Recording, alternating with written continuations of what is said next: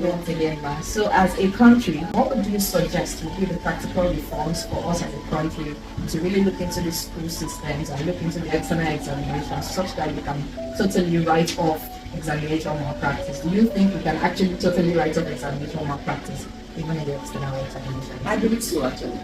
I believe so. Possibly based on the way we work here and the emphasis we lay on cheating. There is even no need. Because if you pay attention in class, in case you don't even understand, you can ask questions. In case you ask questions, you don't get it, there are so many means of gaining knowledge based on what you have been taught or what you need to learn. I want to appeal. My appeal is actually to all Nigerians, everywhere, because the ball is in our court. I want to commend the current Minister of Education, because it's obvious that he's intentional. He really wants to ensure that we have quality exam practice that is devoid of malpractice in this country. He introduced the issue of the CBT. A lot of people scream, why? Anyway, to a large extent, CBT will come to a good extent. You can see what UTME has been able to achieve over the years. It will stop it. It may not stop it. It may not end it completely. But at least let's start from somewhere. It will come it. People are saying schools in the students in the suburbs, in the rural areas, excuse me, they also deserve to have quality education. They also deserve to have digital learning. I mean, on the long run, everybody's going to meet somewhere.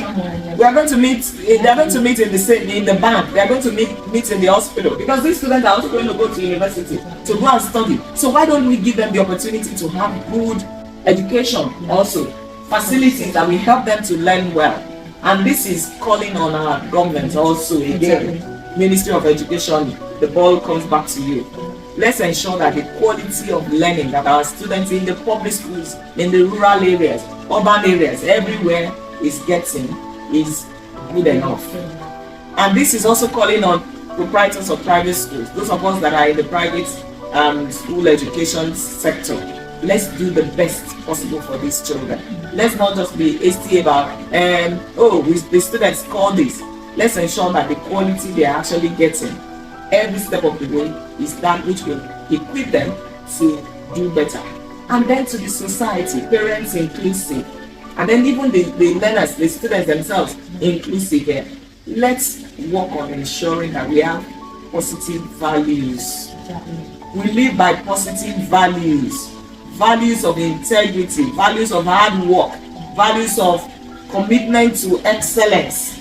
When these values are in place, the tendency to, even when opportunities are there to cheat, the tendency to say no to cheating is very high. Then we will help ourselves, knowing that right now, I look in the society. I've been observing keenly since the beginning of this year.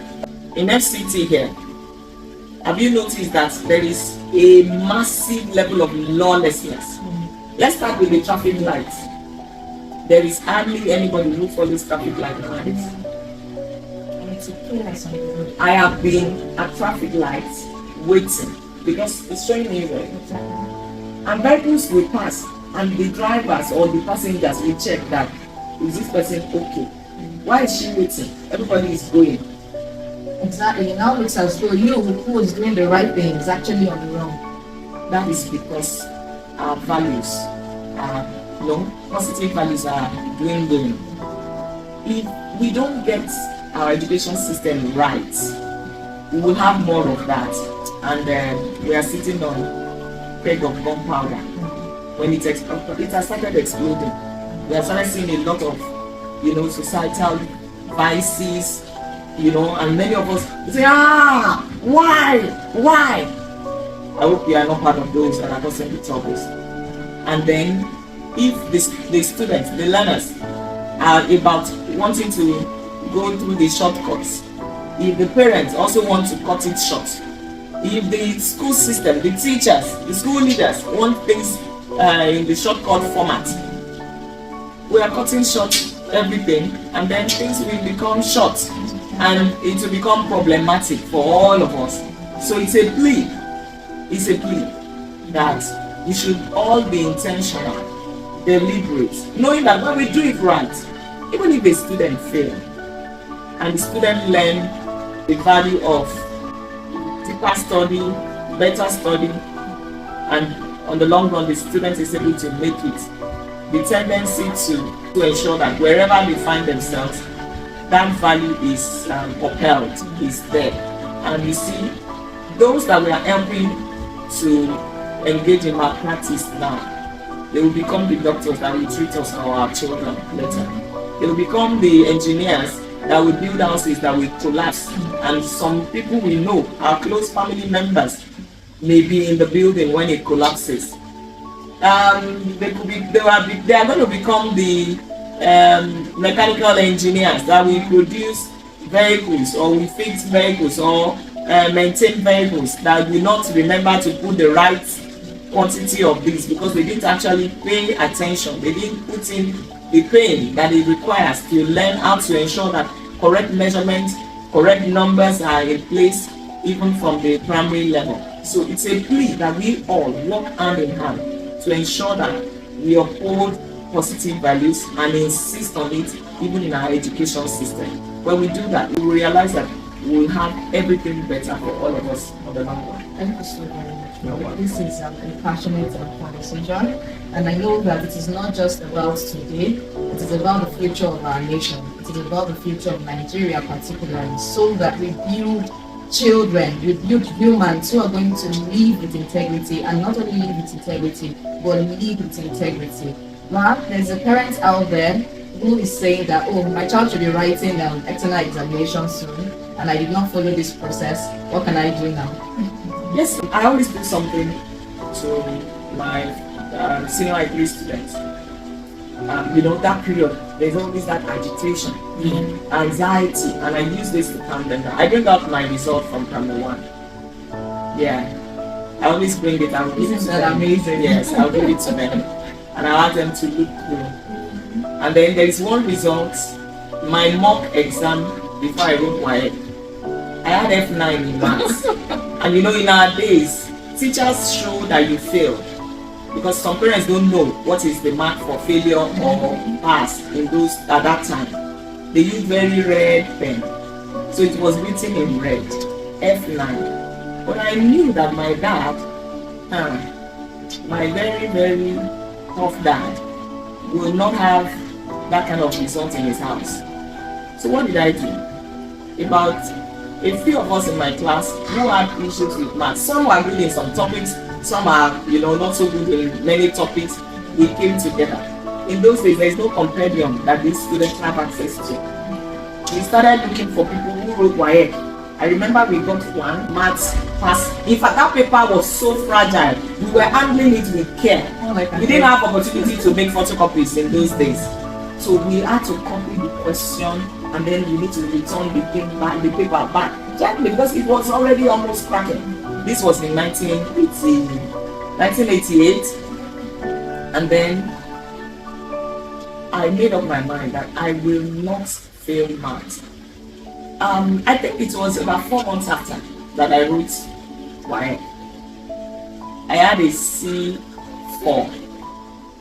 I think about 2 months after I wrote GCE, as we used to do then, I had A3 in this same maths.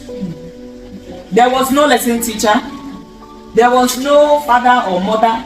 Interestingly, I didn't show that result to my dad.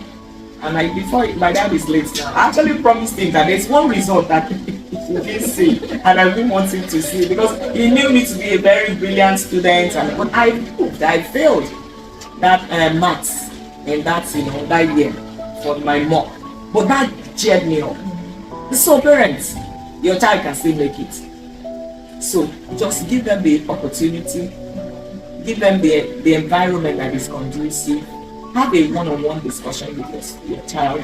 Let him also understand, learn from this my experience, and know that he can make it if he can buckle up. If the student is not going to be able to make it at all, that is, it means that child is not supposed to be in that class at all at that time. Because if the student has been failing from senior I1 to senior I3 to then to 3, it means that that student shouldn't actually be in senior activities. Either he should be repeating senior 2 so that he can learn what he didn't learn, and then, but if it is that the child's performance has not been good over time, not that he's been failing so woefully, there is time, there is still opportunity. If they start now, we can still make it. Thank you very much, ma'am. So that parent, we have heard from Mrs. Olushola Bankole. Pay attention to the process. You can help your child, because you know that sometimes we as parents, we are the ones being afraid for our children, and then we also put some kind of expectations. I want them to be here at this time, I want them to be here at this time, and so it just makes us go all out and do things for them. But we should relax and then just prepare systems around, ensure that the child has systems to help them thrive and become better. Study time, increase study time, reduce their screen time, and also help them by encouraging them, like Mrs. Olushola Bankole has said. Encourage them, keep encouraging them. No child is a failure. Every child is meant to be great. It just takes your work and their work. And also, you're not working alone, you're also collaborating with the school system. You're not fighting with their teachers, you're not pressuring their teachers, but you're collaborating with them. Because these children are people who are going to become our leaders tomorrow. And we want our nation to be a great place. We want to be one of the top nations in the world. So we're all working together, and may God continue to help us and strengthen us all the way. Thank you so very much, ma'am. I've had a very interesting conversation with you today. And you've said so much, but do you have any last word for maybe school owners? Or you've said a lot to the parents, but maybe school owners in checking their systems to ensure that we work together. The idea is to raise great leaders. So what are you saying to school owners today? Alright, so to school owners, I also want to appeal to you is let's do right by these young ones. My principle in life is what goes round, it will come round. And so I prepare for good things to come down to me. Exactly. And so because I'm releasing good things. So let's ensure that, you see, it can be daunting to get very good teachers, but I can assure you that you will get. If you put your mind to it, that you need good teachers.